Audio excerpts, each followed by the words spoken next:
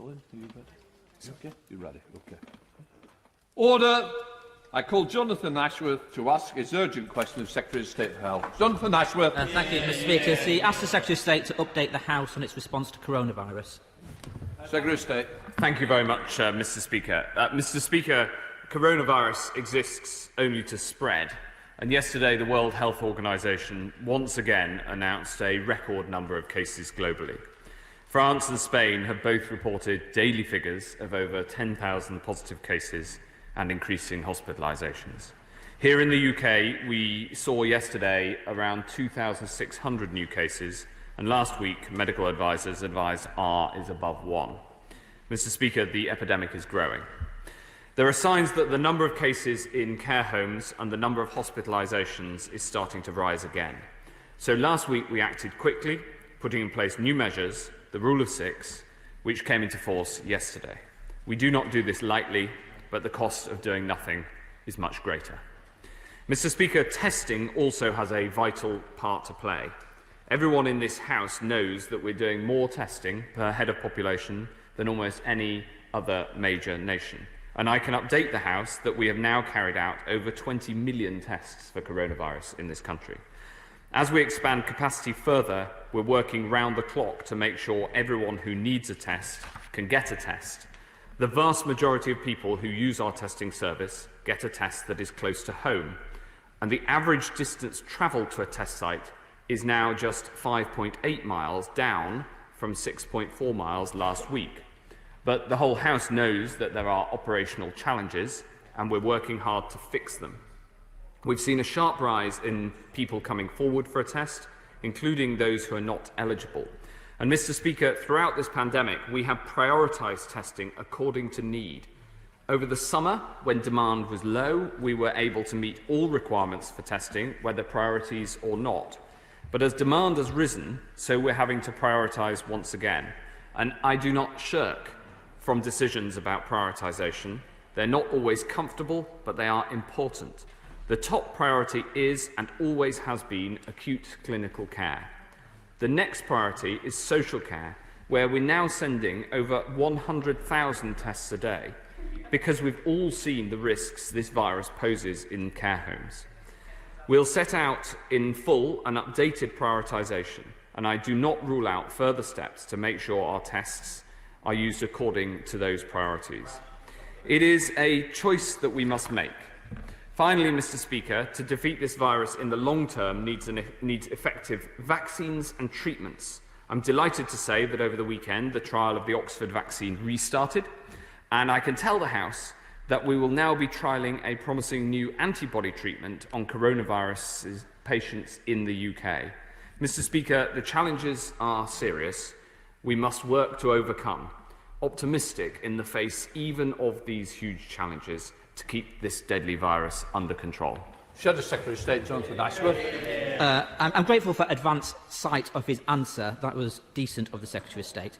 But yesterday, LBC revealed there were no tests available in COVID hotspots, including Rochdale, Pendle and Bradford.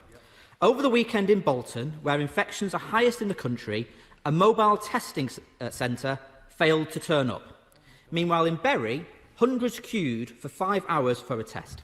In Walsall, a father with his sick child travelled 76 miles to an appointment in Wales, only to find on arrival that tests had run out. Increasing numbers of teachers and pupils are not in school.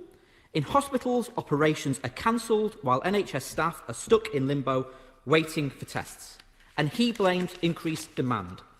But when tracing consistently fails to reach 80% of contacts, when less than 20% of those with symptoms self-isolate properly and there is a lack of financial security, infections rise. When schools reopen and people return to workplaces and social distancing becomes harder, infections rise. So extra demand on the system was inevitable. So why didn't he use the summer to significantly expand NHS lab capacity and fix contact tracing? And just as demand is increasing, the ability to process tests is diminishing. Postgrad students working in the Lighthouse labs are returning to university. So why did he not plan for these inevitable staff shortages in the Lighthouse labs? These commercial Pillar 2 labs, the Sunday Times revealed at the weekend, have a huge backlog of 185,000 tests. Thursday's data revealed that 65,709 test results were not returned by the end of the week. Care home residents now wait an average of 83 hours for their result. The Prime Minister promised us a 24-hour turnaround for results. So what is going on? And what is the current backlog? And what is the time frame for clearing it? We were promised a world-beating system, Mr. Speaker. So why are we sending tests to Germany and Italy for processing? But most importantly, people want to know when they will get a test and when this mess will be fixed. Yeah. Today, there will be thousands of ill people trying to book a test only to be told none are available. So when will people be able to book a test online again, or has the online booking system been deliberately disabled? When will ill people no longer have to travel hundreds of miles for a test that should be available on their doorstep? When will pupils and teachers out of school get access to testing so they can get back to school? And when will NHS staff access regular testing so they can focus on their patients, not be sat at home? Mr. Speaker, we are at a perilous moment. Imperial College estimates the virus is doubling every 7 to 8 days. We all want to avoid further restrictions or another national lockdown. But when testing breaks down, contact tracing breaks down, and the growth of the virus cannot be tracked. The Prime Minister promised us whack-a-mole, but instead his mallet is broken. The Secretary of State is losing control of this virus. He needs to fix testing now. Yeah. Secretary of State. Well, Mr. Speaker, the good news in responding to that is that capacity for testing is at a record high, and he raised the issue about testing in the top 10 local authorities. Well, I've got the figures here, Mr. Speaker. We processed yesterday 9,278 tests just in the Pillar 2, so outside of the NHS testing capacity, in just those top 10 local authority areas. Just yesterday, we processed 1,428 tests in his own local authority area. So the good news is that the capacity is at record levels and that record numbers of people are able to get tests. Now, I don't deny that it is an enormous challenge, and when you have a free service, it's inevitable that demand rises. The challenge is to make sure that we prioritise the tests we have as a nation to those who most need it, and that's what I set out in my answer. He asked about the backlog. The backlog is actually falling and is less than 1 day's test processing capacity. And he also asked about being able to have testing capacity so that we can re-enable the economy and we can get things going. And as he well knows, there is a huge effort to expand using the next generation of technologies, the tests that we need to deliver to reopen the parts of the economy. And we will deliver on that. So we'll deliver on the challenges of today. I don't deny those challenges, but what I do is face the facts to deliver on those challenges rather than simply complaining. And what he should do is welcome the record capacity and the contact tracing that is playing its part in responding to this virus. Let's come to the Chair of the Select Committee, Jeremy. Thank you, Mr. Speaker. A week ago today, the Secretary of State told the Health Select Committee that he expected to have this problem solved in 2 weeks. Since then, in my constituency, I have had 2 Farnham residents sent to Bristol for their tests, a councillor sent to the Isle of Wight for her test, and a teacher who tested positive who had to wait a week for her results. So is the Secretary of State, given the efforts that his department is making, still confident that in a week's time we will have this problem solved? Well, I think that we will be able to solve this problem in a matter of weeks. And in his own constituency yesterday, 194 people got their tests. So we are managing to deliver record capacity, but as he well knows, demand is also high, and the response to that is to make sure we have prioritisation so the people who most need it can get the tests that they need. Let's head up to Central Ayrshire with Dr Philippa Whitford, the SNP spokesperson. Dr Whitford. Thank you very much, Mr. Speaker. With COVID cases doubling every week, it's clear that laboratory capacity for diagnostic testing is not keeping pace with demand, and this is leading to testing slots being cut. For example, only 70 COVID cases were reported for Scotland, yet 267 were reported today, many from tests carried out over the weekend.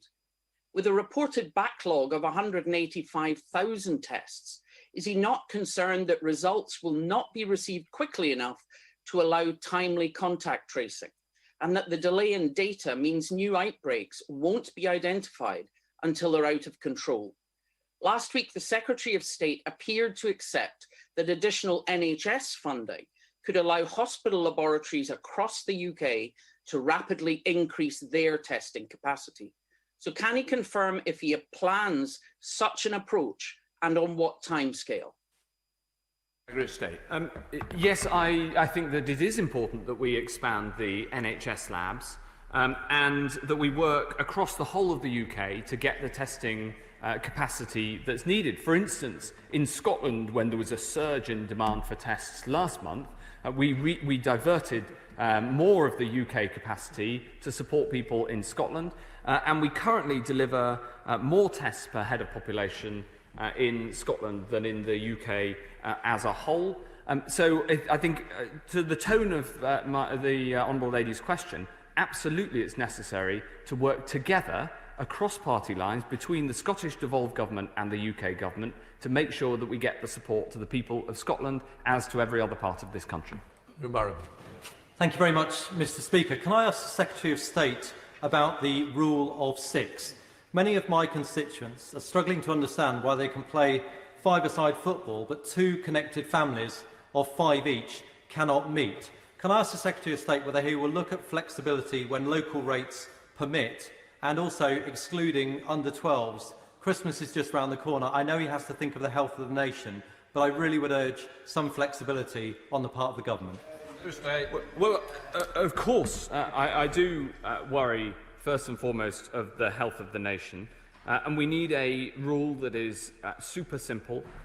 Children do transmit this virus, and we've made the decision to keep the rule very simple and as simple as possible, considering all of those risks. So I understand where my honourable friend's coming from, and what I would say to him is that we do take an approach that's different in different areas according to the extent of cases locally, and that's a very important part of one of the tools in our armoury.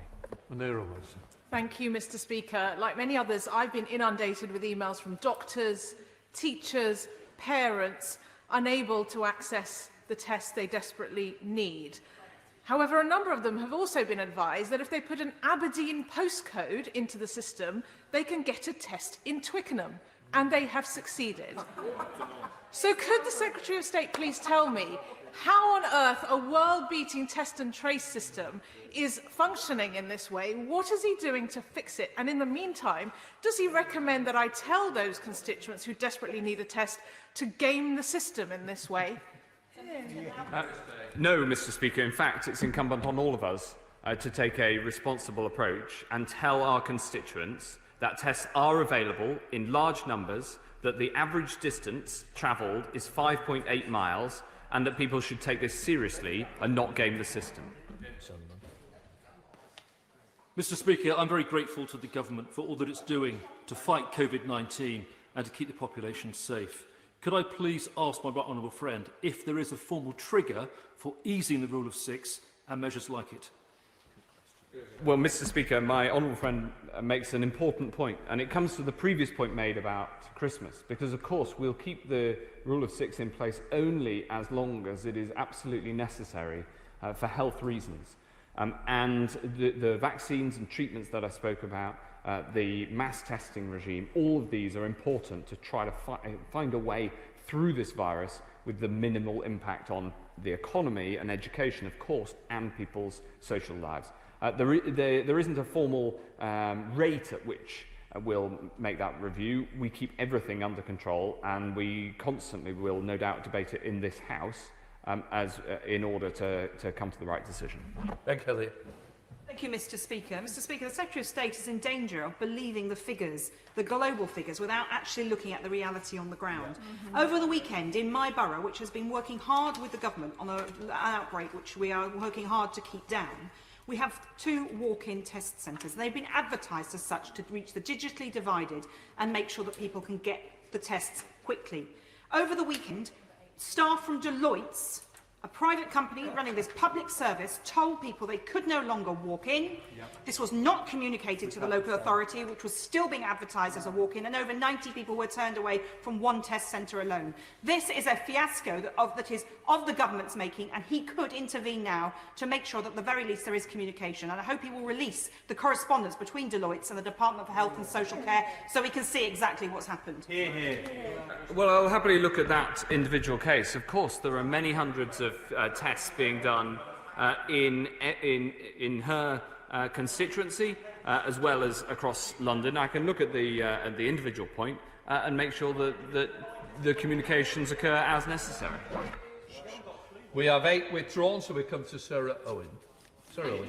Speaker, we've heard case after case of failure when it comes to testing. I've heard from parents, teachers, a vicar in Luton North, all saying there are no walk-in tests, no drive-through tests, no home kits available when they need it. The Secretary of State talks about capacity, but what we need to see is access to testing. Capacity is nothing without access to testing. When will people with symptoms expect to get tests when they need it, where they need it? Well, the vast majority of people do, and in Luton yesterday, 484 people got tests. So I agree, actually, with the previous speaker on the other side. We should follow the data. Mary Robinson. Thank you, Mr. Speaker. I congratulate the Government on their efforts in increasing testing capacity and working with local authorities to do so. However, soaring COVID cases in Greater Manchester have meant that there are some people who are still and now unable to get the testing that they need. We know that children are back in schools now and that schools are natural incubators of colds and tummy bugs, which do mimic some of the COVID symptoms. As the flu season now starts running, will the government also look at the guidance that it is giving to schools and to people about how we could go access those tests? Yes, absolutely, Mr. Speaker. Of course I'll do that, and we have put significantly more testing into Stockport and my honourable friend's constituency, 720 tests just yesterday, and one of the reasons for that is because of the higher rates in Greater Manchester. The point she makes about schools is very important, not just that to get the capacity so that tests can be there for when there is a positive somebody has the positive symptoms of coronavirus, but it's also incumbent on schools to send pupils for testing only when they have the symptoms of coronavirus, to make sure that we can prioritise that testing for the symptomatic people who really need it. Chris Bryant. I'm enormously grateful to the Secretary of State for the help that he provided over the weekend with Vaughan Gething and with the Minister as well, trying to get the mobile testing centre in Porth, which is now moved to Clydach, fully functioning in the Rhondda, but not least because we have a very high number of infections at the moment, and we're just trying to work out what the specifics of that look like in terms of potentially a lockdown. But I do say to him that today, the best part of 60 people turned up for a test when they had made an appointment in Abercunnan, and they were told that there are no test kits. There might be some available this afternoon. They should come back and try again later on today. Still, people are being told to go to Aberdeen. I don't know whether it's just the alphabet. People think that Aberdeen is near Abercunnan, but it's a very long way away. And I would gently say to the Secretary of State, I know he knows there's a real problem here. Trying to rebut every argument with, honestly, we've got more people doing more stuff and people need to get with the programme and all of that. It just doesn't wash with the public. And there's a real danger that if he does too much of that, people will just say, well, we can't trust you anymore. Well, what I'd say to the honourable gentleman is that he's right. We worked hard over the weekend and we're speaking over the weekend to ensure that we got those mobile testing units into the Rhondda. And there is a significant outbreak, and it shows actually the effectiveness of people working together to deliver solutions. And I absolutely acknowledge the challenge, I do, but I also urge everybody to ensure that the message gets through both to the people in the Rhondda and across the country that tests are available. And that's why I use these figures to demonstrate that hundreds of people in every constituency are getting tests, because I want people across the country not only to know that we understand that there's challenges and are working incredibly hard to fix them, but also to know that tests are available. Caroline. Thank you, Mr. Speaker. My disabled constituent Ian Kenny has been trying since the 8th of September to get a home test. He cannot drive, so can't go to one of the test centres. He has symptoms, but has been told there are no home tests available. Until such time as he can prove he does not have COVID, he cannot access the hydrotherapy he needs, and he cannot go back to work. What reassurance can my right honourable friend give Dr Kenny that he will be able to get a test? And he speaks today of prioritisation and difficult choices, but disabled people living in their own homes must be a priority and must not be forgotten. Absolutely, and listening to the case, I'll of course be happy to look into it in detail, but a case like that where there is a clinical need, those cases should be at the top of the prioritisation. And as we've set out in the past the prioritisation, we'll continue to update that to make sure that it matches the latest science. But she's absolutely got a point, and I'll make sure that that is looked into in great detail. Jim Sharp. Thank you, Mr. Speaker. The Minister, Secretary of State, is certainly a very busy person. Will the Secretary of State outline what steps have been taken in cooperation with the Department of Education to see school classes that have a positive case in their bubble are returned to school as a matter of urgency? The reason why I bring this to the Minister's attention is quite simply, one child in the household has a classmate who's at COVID-19. They are tested and are proved not to have it. They're sent home with their mother, but other children in the household in the same houses go to different classes in the school. That seems a bit absurd, doesn't it? Well, if somebody tests negative in a school environment like that, then in the case that he gives, then of course the school can carry on as normal because there isn't a sign of COVID. I'll make sure that the guidelines around exactly that circumstance are, I'll double check that they're clear, and I'll speak to the Department for Education. Desmond Swain. To what extent is there a possibility that it is the exponential increase in testing itself, in identifying genuine new cases, and the very significant possibility of false positives that is giving a distorted impression of the trajectory of the disease? Well, I like my right honourable friend very much, and I wish it were true. The reason that we have the surveillance testing done by the Office for National Statistics is to ensure that we're constantly looking on a national representative sample at what the case rate is, as well as, of course, using the tests. And as we increase the testing numbers, inevitably we'll find more of the cases that are there. That ONS survey published on Friday does show a rise in the numbers, consummate with the rise in the numbers of tests that have come back positive, and that does take into account this point about false positives, which is a very important one. Thank you very much, Mr. Speaker. There is work underway to set up a walk-through testing centre at Glasgow Caledonian University in my constituency. But with universities returning just now, what additional capacity is being put in place to deal with what could be an additional surge of testing processed? We are working with universities to try to ensure that there's testing available as appropriate. It has to, of course, follow the wider prioritisation. But right across the UK, making sure that universities are ready for the return, including with testing where that's appropriate, is obviously a very important subject that we're working on right now. We now come to Chris Grelly. Speaker, my constituents are also sharing the same experiences as the member of South West Surrey, so I really would encourage my right honourable friend to do everything he can on testing capacity. But can I ask him about the Rule of Six? If you are lucky or unlucky enough to have 4 very young children, under these rules you're not actually allowed to meet another household at all. And I do hope that the government will keep these rules under careful review and to look at every way possible of making them as fair as possible for every family. Yes, I do understand.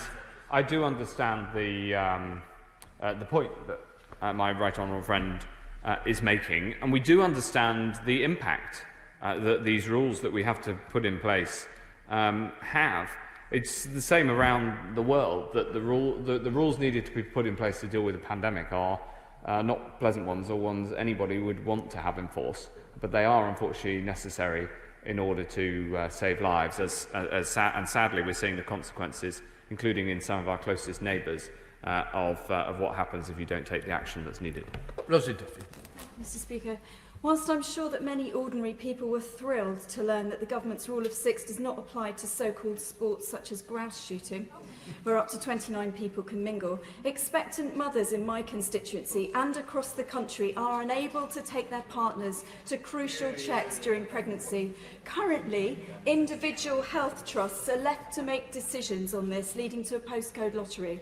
Isn't it time that the government stop passing the buck like they did to school leaders and instead provide national leadership across the country on matters as vital as maternity care? Yeah. Well, I've a huge amount of sympathy with the case that the Honourable Lady makes, and in fact, last week we changed the guidance on this to allow for much more, for partners to go with pregnant women to these sorts of tests, and of course to the whole of the birth.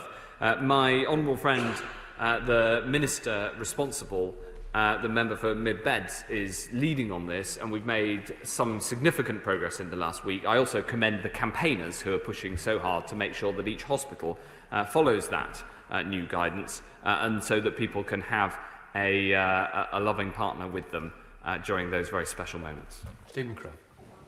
Thank you, Mr. Speaker. On the rule of 6, I completely agree with my right honourable friend about the importance of clarity and simplicity, and we saw early on in the pandemic some of the problems that arise when you have different rules kicking in different parts of the United Kingdom. So on that point, is there not a really strong case for having one simple, understandable rule of 6 that applies right across the country, and actually one that has high levels of public support? And to that end, would I encourage him to keep an open mind about the rule of 6 that's in place in Wales and in Scotland, and the exemption of small children? Well, I absolutely keep an open mind on all of these things. We constantly are looking at the evidence and the data and updating policy accordingly. We've made the decision on the basis that I explained. But I also, of course, I understand the other point of view. But the cause of simplicity was and clarity of explanation was the case that won the day. Stephanie Peacock. Thank you, Mr. Speaker. My constituent in Barnsley has been trying for 7 days to get a test for her teenage son after he was sent home from school with a temperature. She's been offered a test in Bolton, Edgbaston, Oldham, and nearly 400 miles away in Inverness. When will the Secretary of State stop denying there is a problem, apologise to my constituent, and sort out access to testing once and for all? Mr. Speaker, if the Honourable Lady gets in contact with me with that individual case, there were 686 people in Barnsley who got tests yesterday, and I'm sure that we can ensure that her constituent gets that test. James Wyle. Mr. Speaker, as demand for testing increases, some of my constituents are struggling to get slots, having to travel significant distances or even being turned away from mobile test centres. So can my right honourable friend confirm whether the government's plans to increase capacity are aiming for 10 million tests a day, or the 2 to 3 million that Sir John Bell talked about this morning? And as part of that very welcome boost, will he look carefully at my request for a public testing site in King's Lynn? I'll absolutely look at his requests in King's Lynn. Thankfully, after an outbreak a couple of weeks ago, the numbers of positive test results in Norfolk have come right down. I commend the work of Norfolk County Council and my honourable friend and colleagues across Norfolk who've done so much work to ensure that the public messages get through. On the question, Mr. Speaker, of the moonshot, we haven't had any plans for 10 million tests a day. But we do have a goal to get to the millions of tests a day when we can. It's dependent on new technology.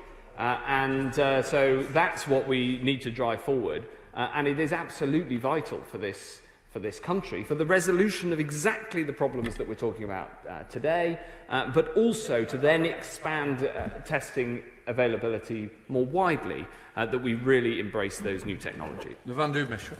Thank you, Mr. Speaker. Yesterday, I was contacted by an NHS nurse who had spent the weekend trying to get a test for a symptomatic 7-year-old, unsuccessfully. On Friday, I visited the new Brinnington Test Centre in my constituency.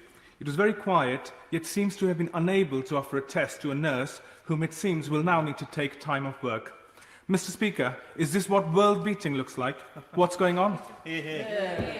Well, again, Mr. Speaker, I'm very happy to try to solve the individual issue around the nurse, not least because the figures that I read out for Stockport don't include the NHS capacity, which is there for NHS staff to resolve exactly the sort of issue that he talks about. Cancer Research UK estimate that the backlog of people waiting for a screening due to COVID-19 might be as much as 3 million people. Will the Minister give an update on the work he is doing to ensure that all areas of the NHS are able to carry out screening programmes and the work he's doing to reassure people that it's safe to attend these screening tests? Yes, this is an incredibly important subject to make sure that we get the screening available. And in fact, it ties into the questions on testing, because prioritising testing for those who are about to have NHS procedures, whether that's diagnostic like screening or whether it's an operation of some sort, that prioritisation is so important, for instance, to make sure that we tackle the backlog in cancer cases that inevitably built up. Now, that we are tackling that backlog. It's down by about half, and I'm very happy to work with my honourable friend and all others in this House to make sure that people get the early diagnosis of cancer, which can so often be life-saving. We're now heading to Scotland with Dr. Lisa Cameron. Dr. Lisa Cameron. Many thanks, Mr. Speaker. The Secretary of State will be aware of a recent survey that found 1/3 of children feel more anxious, sad and stressed now than before lockdown. The charity Action for Children has therefore asked the government to prioritise children's mental health in COVID-19 recovery, planning and provide adequate funding to meet this demand. So could he tell the House exactly what he's done about that and when we can expect him to announce a COVID recovery mental health strategy? Thank you, Mr. Speaker. This is an incredibly important subject, and I commend the Honourable Lady for raising it and for her work on it. As with so many across the House, we are putting more funding into mental health and paediatric mental health in particular to make sure that we tackle this, the inevitable consequences of the pandemic. Christian Whitford. Thank you, Mr. Speaker. Hands, face, space has been the public safety message for weeks now. However, I feel the public are not as safe as we could be.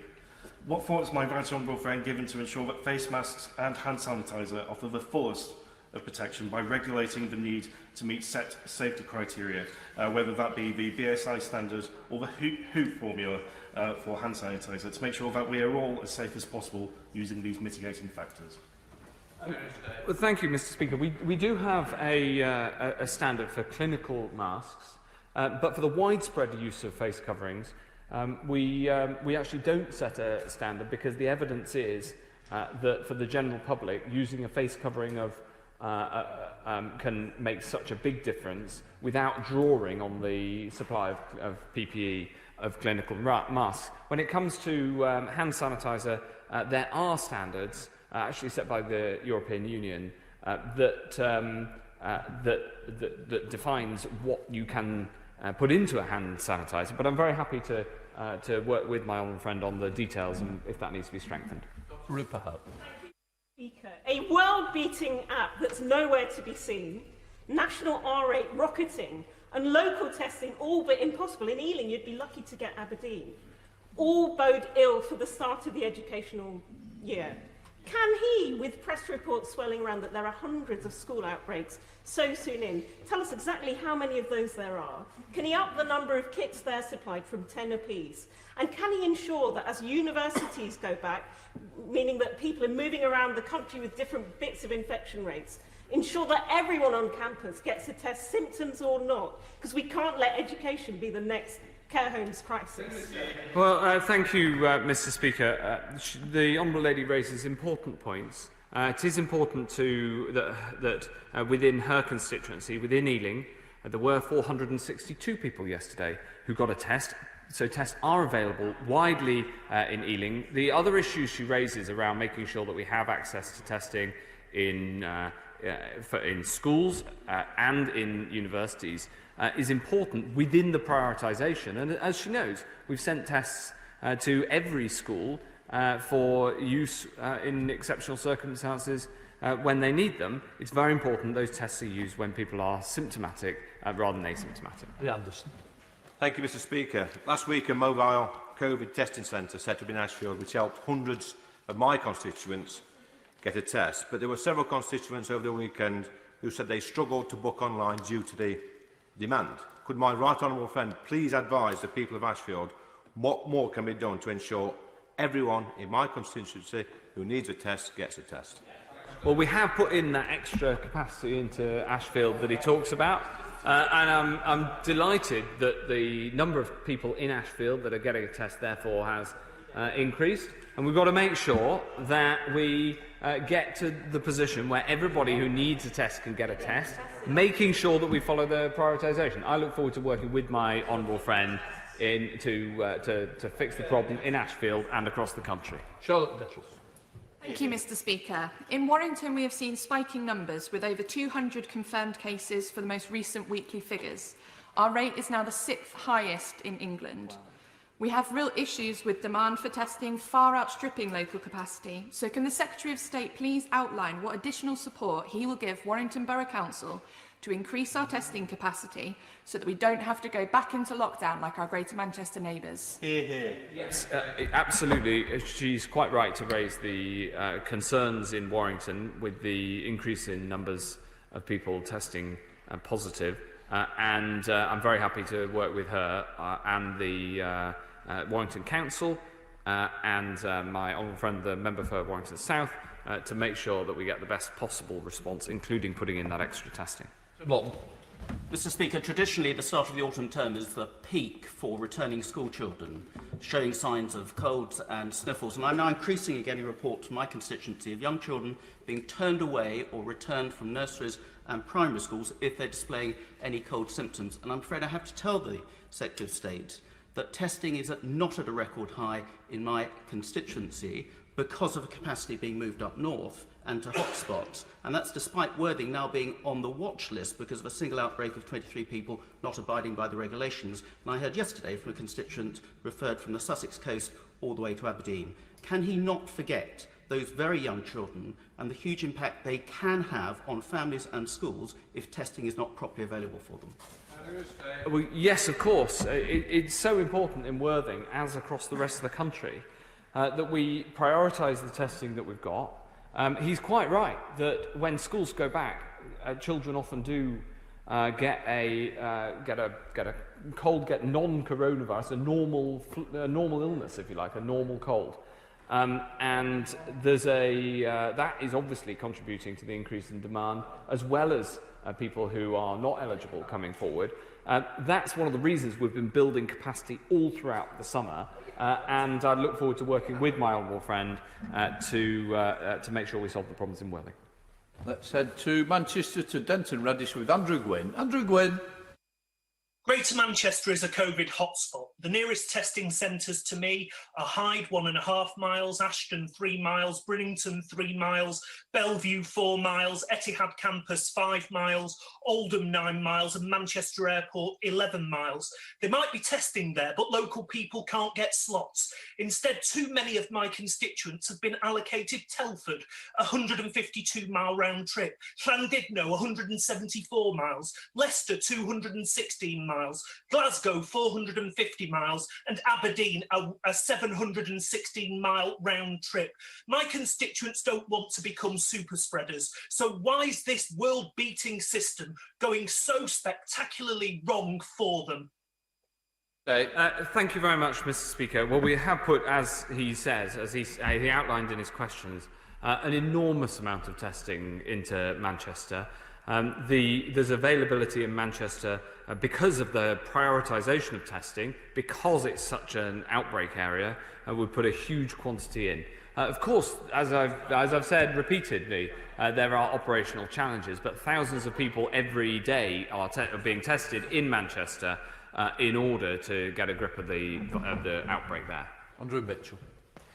Mr. Speaker, my right honourable friend has my sympathy and support as he discharges his duties. He's well aware of the position across the West Midlands, and in particular in the royal town of Sutton Coldfield, where we do have testing difficulties. I'm very concerned to hear today that Leyhill Surgery has no less than 4 GPs who are having to self-isolate and cannot get a test. Can I make 2 points to him? First of all, can I join with those who want an exemption for informal childcare, so parents in certain circumstances can still go to work? And can I ask him to look at a system where all members of Parliament get access to regular infection rate details, both by local government wards and by postcodes? Yes, I'm very grateful for the support from my right honourable friend, and I'm working very closely with him and with the other Birmingham MPs, because there is a serious challenge in Birmingham and other parts of the West Midlands. On the point about getting the data down to a ward level, I will absolutely ensure that he gets that data. We looked at it down to a lower super output area level, and in fact we publish that data weekly. I'll ensure that it gets to him and we get the full details of exactly how many cases there are in each part of Birmingham, because I know that Sutton Coldfield is, whilst it's in the Birmingham local authority area, it is a distinct geography within that area, and I recognise that. And as he knows, both from our discussions and from how we've acted in other parts of the country, we will take action on a sub-local authority area where that is supported by the data. Unfortunately, for now, we do have to have the local action in Sutton, but we keep that constantly under review. Baron.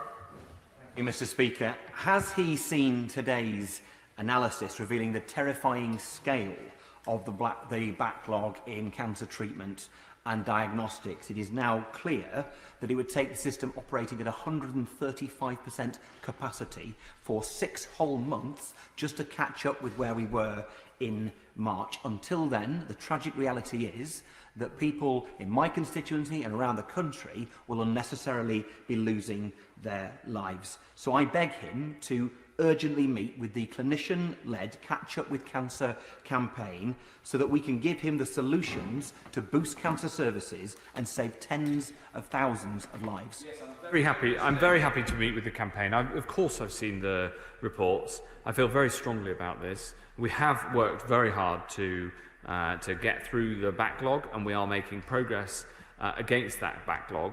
But nevertheless, anything we can do to speed that up, I'm happy to look at, and so look forward to listening to the details of what we can do. Robertson. Thank you, Mr. Speaker. As my right honourable friend knows, sporting venues are suffering financially because of the restrictions, and it doesn't help when planned pilot events are cancelled at the last minute. Could you tell me who takes the decisions on whether to allow pilot events to carry on or not? Is it taken centrally or locally, or a combination of both? Because there is a feeling that there's some confusion.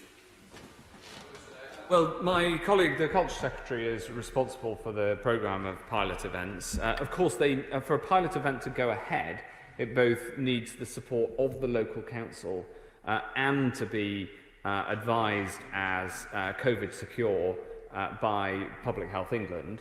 So DCMS take the lead. Of course I understand the impact. As the MP for Newmarket, one of the 4 towns in my constituency relies on sports for the livelihoods of thousands and thousands of my constituents. So of course I understand that impact in exactly the same way as the MP for Cheltenham Racecourse that my honourable friend does.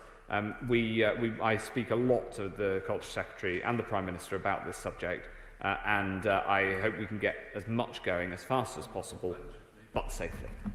Steve McCabe. Mr. Speaker, I understand it isn't dead easy, but rather than come here and give us big numbers about the number of tests completed or the average journey travelled, Why doesn't the Secretary of State listen to what people on all sides of this House are telling him today? Why doesn't he try to understand what it's like to be a parent in Special Measures Birmingham who's directed to Oldham for a test when there's a walk-in centre 2 miles down the road virtually empty? Will he just recognise that there is a problem, and will he tell us what he's going to try and do to put it right? Yes, Mr. Speaker, I absolutely recognise that there are challenges here, and I set them out in my initial answer and repeatedly. I just urge colleagues on all sides of the House and the honourable gentleman, who I have huge respect for, that also we are only going to solve these problems if we use the data as our guide. Thank you, Mr. Speaker. I have constituents in Scunthorpe who have struggled to access a face-to-face GP appointment. Can my right honourable friend reassure those constituents that, should they need one, they'll be able to have one? Thank you. Yes, there is no greater supporter than me for the ability to access medicine by telemedicine. It's an incredibly important option that's available and should be a choice for our constituents. And we have made the access by telemedicine as the default method, unless there's a good clinical reason not to.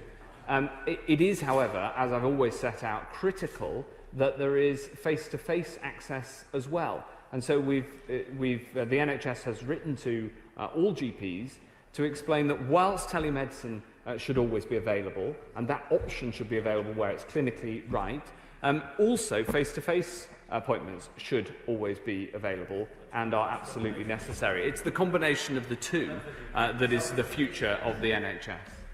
John Speller. Mr. Speaker, people in Sandwell and Birmingham certainly want to know why their whole boroughs are being suddenly locked down and not just the currently affected areas within them. But they also need a plan as to how we are going to contain the virus without paralysing society and the economy, as we may have to coexist for years with the virus, as countless societies and countries have had to live with many awful diseases over millennia and even now today. So when are we going to transit from reactive risk avoidance to prudent risk management? We absolutely need to control this virus. I very much hope that we will have very significant progress through treatments and vaccines within the sorts of times I've set out before.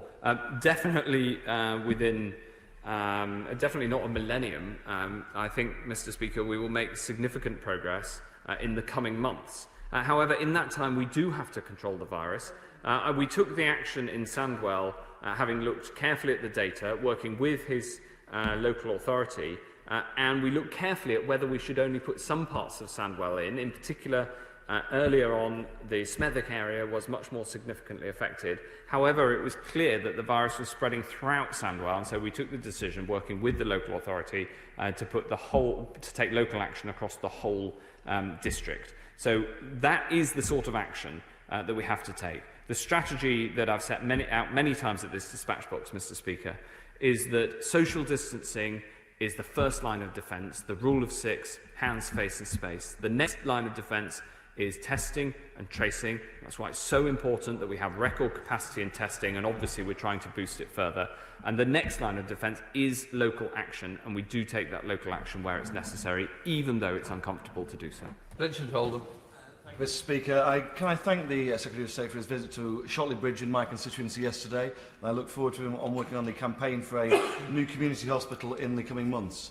Can I also welcome the massive increase in testing, including the mobile testing unit, which has been in concert AFC over the last few days. But one of the things we are seeing across the North East more broadly is an uptick in the virus. I know the Secretary of State has now had meetings with various North East councils on this, and can I encourage him to give powers to the local authorities that they need to enable targeted local action in the North East if necessary? Well, Mr. Speaker, it was a real pleasure to be in Shotley Bridge yesterday and to meet my honourable friend there, and also to visit Shotley Bridge Hospital. And as he knows, as well as the whole House, we will build 40 new hospitals, and so it was very interesting to see the plans that were put in place. I will absolutely take away his point about the rise in the cases in the North East. The 7 North East councils have written to me with a proposal for how we should tackle the increase in cases there.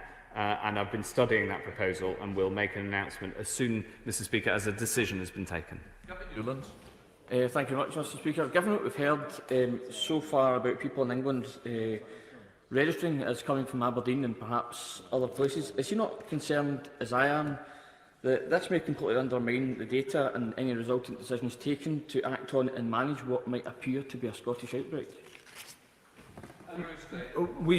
Obviously, I talked to the Scottish Government, who are responsible for local action in Scotland, and we work as closely as we can to try to bring both the UK capacity to bear and the local capacity. We have put much more testing into Aberdeen, which is right, and I support the Scottish Government in the action that it takes in order to bring the cases down there. Scott Mann. Thank you, Mr. Speaker. Can I congratulate the Secretary of State on the biggest testing regime in this nation's history? 20 million tests is a monumental feat. However, that being said, it would be wrong for me not to highlight the calls that we've received into my office at the tail end of last week and yesterday with people in Cornwall unable to access a test. So can I ask him what progress he's making in expanding the number of tests in Cornwall so that my constituents can get access to them? Yes, there is over 600 tests a day in the last couple of days in Cornwall. So people in Cornwall can access tests, and it's very important if they have symptoms that they continue to do so. But I, of course, acknowledge the challenges that have been faced as well. And we want to increase capacity for testing right across the board. I'm really pleased to say, Mr. Speaker, sometimes we have to discuss difficult issues in this House, but I'm really pleased to say especially with so many people having gone to Cornwall over the summer, because it's such a wonderful place to have a summer holiday, as I can personally attest, that the case rate in Cornwall has stayed really low since then. And I pay tribute to everyone in Cornwall for the work that they're doing on social distancing, on hands, face and space, and being cautious and careful to stop the spread of this virus. And let's hope that it remains so. Mr. Speaker, there are 3 testing centres in Coventry, but constituents have told me of their distress and their despair that they can't access a test. Some can't book a test anywhere, while others have booked only to be turned away at the centres, and there are cases of people in Coventry being directed as far away as Inverness. The government has had 6 months to get testing sorted, but this is a complete, utter farce, and the Secretary of State, quoting figures, isn't good enough. So when will this mess be fixed, and when will my constituents be able to access the tests that they need? Thank you very much, Mr. Speaker. Well, of course, as she well knows, we're working to both increase capacity and ensure that we have prioritisation so that the people who need the test most can get access to those tests. I'm sure she'll agree with me that it is very important both to listen to voices and to the stories of those people who have had difficult experiences, but also to make sure that we look at the facts on the ground. There were 762 people yesterday who got a test in Coventry. That's an increase over the last week. I'm really pleased that we're able to get hundreds of tests a day in Coventry, but I also appreciate that we need to keep expanding capacity. Andrew Simon. Really keen that we proceed on the basis of reliable and agreed evidence. So what would the Secretary of State say to people who point to Sweden as an example of how we can control the virus and minimise the impact on the economy and our social lives? Well, I've looked very closely at the situation in Sweden.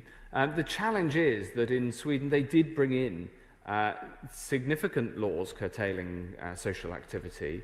And also the population of Sweden followed a lot of guidance that wasn't enforced by law more closely than has been the case in almost any other country in the world. The case rate in Sweden was higher than other geographically comparable countries. The conclusion I've come to is the approach that we're taking here, where we learn from similar countries and we look around the world and we take action where that's necessary, is the best way to both control the virus and to protect the economy. Because the design of the rule of 6 is to try to restrict the transmission where we see it happening most, which is in social circumstances, and protect the economy as much as is possible by keeping the economy open within those social constraints. So it's something that we're constantly vigilant to and looking at around the world for other examples where we might be able to make changes. And as he knows, we've made changes to our approach as we've learned throughout this unprecedented pandemic. We're going up to Ealing North with James Murray. James Murray. Mr. Speaker, my constituent Rachel has an 11-year-old daughter who came down with COVID symptoms on Sunday. Her family have spent days all self-isolating, desperately trying to book a test, and they were at one point directed to Wales, which is a 6-hour round trip. At the same time, Rachel has seen private tests for at least £140 and often much more that seem to be easily available.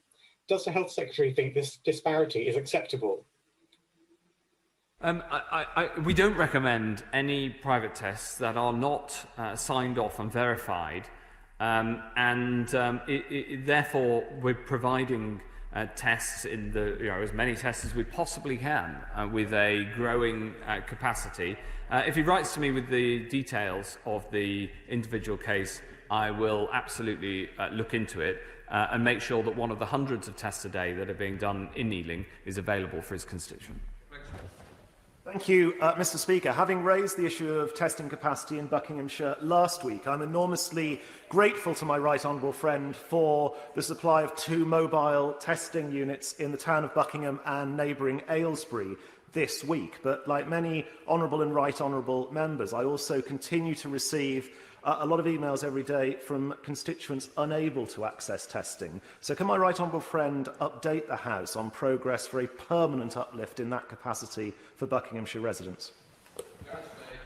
Yes, of course. So he's right to raise the issue. We have put more testing into Buckingham. There are hundreds of tests available across Buckinghamshire for his constituents and others.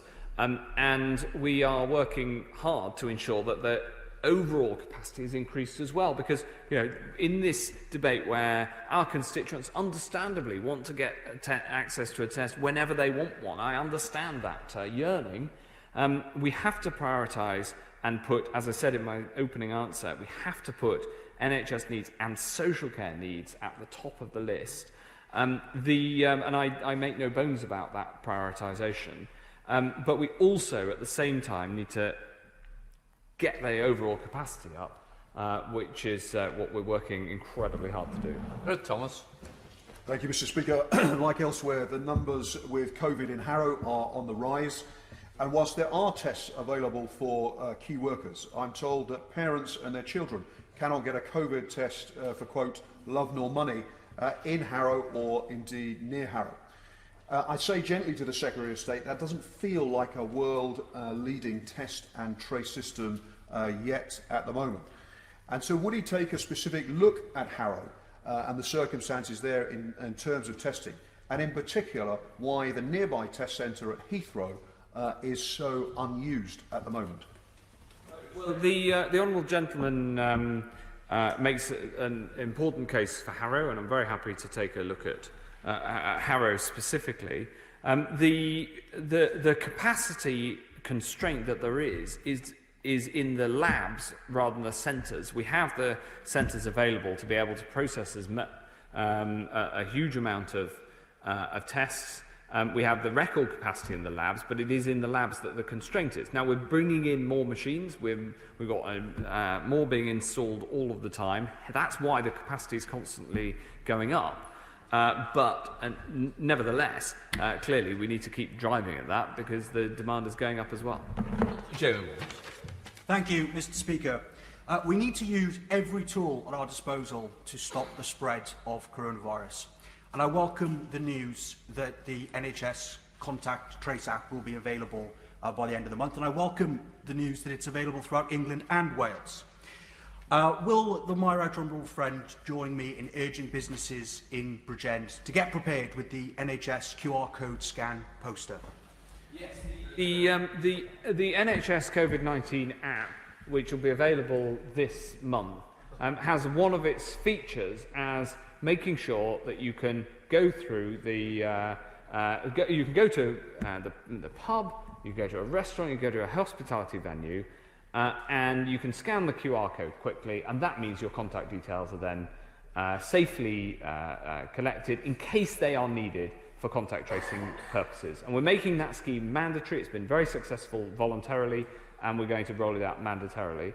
And so therefore I'd urge businesses, hospitality businesses, in Bridgend and right across England and Wales to download a QR code for themselves, to put it somewhere where it's very easy to use and obvious, so that all of us, when we go to the pub in Bridgend or anywhere else, can very easily scan in, and then if there is an outbreak, we can contact trace that outbreak and we can keep the virus under control.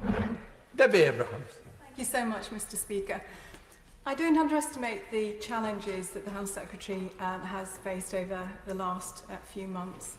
But 6 months on, after many, many warnings of what would happen and the likelihood of a second wave, without a fully operational test, track and isolate system in place before lifting the lockdown, unfortunately the government is still not getting the basics right. And that's happening in my own constituency.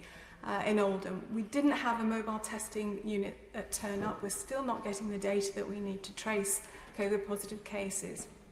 So, as for starters, will the Secretary of State sort out the private contractors for their national testing and tracing system? Make sure directors of public health are getting timely, high-quality data of COVID cases, including occupational workplace details, and fundamentally, make sure our local authorities have the resources they need to trace all contacts and ensure restrictions are understood and observed. Thank you so much. Yes, the answer is yes. In Oldham in particular, where there's been a really very serious outbreak, making sure that we have that connection between the national system and the data flowing through to local contact tracers is incredibly important. And we're working on some innovative solutions that have been proposed by the local authority and others in Manchester to enhance that system as much as we possibly can to keep control of the virus. Steve Bryan. Lots of my constituents in Winchester have had tests, and the government deserves credit for that, because we as a country started from a position where we just did not have a system. And the Health Secretary had to create it from scratch, and he's had great help in that from the private sector, which we certainly shouldn't be denigrating. We should be thanking, and we should be expanding the help. I wonder whether, with the operational challenges the Secretary of State talked about, whether GP surgeries, even our wonderful community pharmacists, could be part of the solution in the front door testing. And I wonder, what is the cross-government superhuman effort part 2? AstraZeneca were very helpful in part 1. What is the superhuman effort that's going on to increase this lab capacity, which seems to be the challenge, as outlined by my right honourable friend today? Yes, well, we are increasing that capacity, and we're bringing new technologies to bear in those labs to expand that capacity. But my honourable friend is a great expert in this, Mr. Speaker, and has a really important point, which is that whilst the current technology works best in labs, and you have to send the swab off to the lab and get the result back, and there's a huge amount of logistics around that, getting to the technologies that can be there in a pharmacy, in a GP service, and you can get the test result back straight away. That technology, when it comes on stream, and I'm optimistic about it, I'm optimistic about a lot of things, Mr. Speaker. I don't think I could do this job at the moment without being. That will give us a chance to really get the testing right out into the community at every level. And then the sorts of challenges that we have, that I know you have in Chorley, Mr. Speaker, and you brought to my attention quite rightly in your role as a local MP, as we all are, so that we can tackle those problems not by having a big national system, but by having the solutions deeply embedded in the community. And when we have the technology to do that, then we'll be in a stronger place, and we're putting every possible effort and support behind people to try to make that happen. Please, you bring me back into it. Just to say, we've still got the lab at Chorley Hospital you can use if you get onto them. Where's Streeting? Thank you, Mr. Speaker. We've had a real spike in cases in Redbridge, And yet, in recent days, the Mildmay Road walk-in centre closed for walk-in appointments without notifying the council or either of Ilford's MPs. People have been struggling to get access to tests. I've got a local secondary school that says it will close within 2 weeks unless staff can get access to tests. And the local walk-in centre won't even share testing data, which the Secretary of State says is so important, with public health at the local council. It's an utter shambles. Can the Secretary of State give us some reassurance he will help us get a grip in Redbridge, but also recognise from the voices we've heard across the chamber today, these aren't just problems in Ilford, they're problems right across the country, and the only way in which this system is world-beating is through world-beating incompetence. When will he get a grip? Well, absolutely. I'm very happy to look at the specific issues that he raises in Ilford. Actually, we have an extremely good working relationship with the London group, cross-party, and including the health professionals. And so I'm very happy to take that point offline and work on a solution specifically in Ilford with him. As he knows, the good thing is nationally we are seeing that increase in overall capacity, but because of the increase in demand, we are having to prioritise. Having said that, in Ilford, I want to make sure that, like everywhere, we can have access for tests for the people who need them, and that is the job day and night. Heading up to Rutland with Alicia Kearns. Alicia Kearns. Thank you, Mr. Speaker. Pregnancy can be one of the most surprising, exciting, but also traumatic experiences of a woman's life. That's why this week I launched a campaign with the Mail on Sunday calling for all NHS trusts to ensure that partners support pregnant women at all scans and all stages of labour. So please can my right honourable friend confirm that women across this country have the government support and that he will push NHS trusts to stand by pregnant women? Yes, Mr. Speaker, 100%. I strongly support my honourable friend, and I congratulate her on. Well, I know that. Well, I hope somebody says her pregnancy. I hope that it's public knowledge. Well, it is now. I congratulate her on her pregnancy. So I know that she has a very strong interest in us getting this sorted. We did put out the extra guidance last week. It's been a pleasure to work with her on the campaign to make sure that all hospitals can follow that new guidance and make sure that partners can be there throughout each stage of pregnancy in a COVID-secure way, and that people can get the support that they need. Daisy Cooper. Thank you, Mr. Speaker. Coronavirus cases are on the rise in Hertfordshire, and yet in St Albans there are key workers, teachers, doctors, parents who cannot access tests, and they're frustrated for two reasons. One, because they can't get the test, but secondly, because this was utterly predictable. We knew there would be a surge in symptomatic cases, and we knew there'd be a surge in demand from key workers. So was any modelling actually done? And if so, will he publish it? Yeah. Well, of course, we've been increasing that capacity all the time and working throughout the summer to do that, to make sure that there's as much capacity as there is. And the big change in capacity is going to come when one of the new technologies comes off. Mr. Speaker, that's why I'm so passionate about them, because that is what is going to be able to get us out of the situation of having to have prioritisation and instead getting a test to everybody who wants one, not just those who need them according to the clinical prioritisation. Final question, Jason McCartney. Thank you, Mr. Speaker. A local high school student was tested positive for COVID late last week. So when parents had children from the school over the weekend displaying symptoms, they quite rightly tried to book a test, but none were available on the portal. On Sunday morning, I directed one set of parents to a local walk-in centre, a 45-minute drive away. The first centre had actually run out of tests, but eventually, after a drive to another walk-in centre, they eventually got one.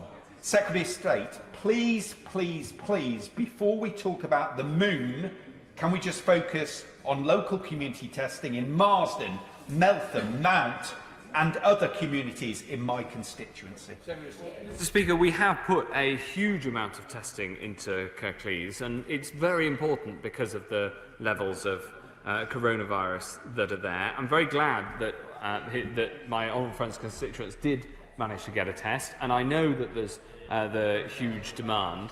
But I would also say this, you know, getting the new technologies on board is a part of solving the problem that we have right now as well. So we've got to push on the existing capacity, absolutely, but we've also got to make sure that we invest in that new technology to solve this problem once and for all.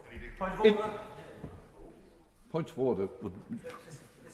Go on. Point of order. Can you advise me how I can ensure that the record is corrected in relation to Division 94 yesterday? Because I spoke in support of the Internal Market Bill at second reading, and I voted on all 3 occasions, but one of my votes has not been recorded, and I suspect that the circumstances are surrounding it relate to the fact that there was a government whip there who said he couldn't see whether or not my vote had been properly recorded, but he didn't give me any advice as to what was going to happen if there was a problem, and I falsely and quite wrongly relied upon the whips, and I hope that.